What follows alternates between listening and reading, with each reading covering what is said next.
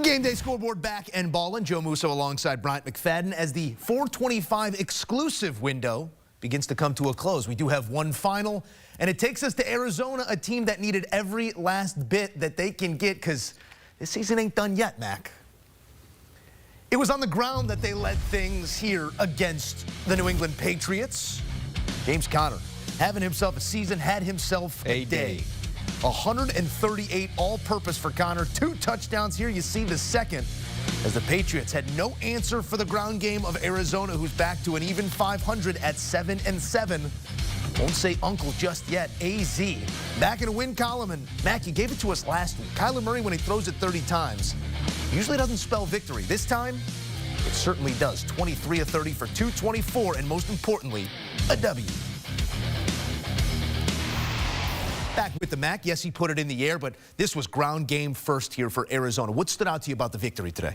Well, just the ground game, number one. The offensive linemen, tip your hat to the offensive line unit for the Arizona Cardinals. They controlled the game from the start. James Conner was outstanding. James Conner, I feel like you have to split the football in terms of who gets the ball, the game ball, offensive line-wise, or James Conner, but either or definitely are well-deserving. Looking at how efficient he was running the football, there lies the opportunity for this offense to be overly successful when you have balance. I'm thinking it's okay to run the offense through James Conner because when he is running, the numbers tell all of us that Kyler Murray is at his best. And outside of that, Trey McBride might be the most unselfish player in the National Football League. He's the #1 passing target for the Arizona Cardinals. Once again, he led them in receptions and yards. And how many touchdowns does Trey McBride have on a year? I believe he has 0 total touchdowns. He has 89 receptions. That's the most receptions without a touchdown. Sorry to fantasy managers, this guy.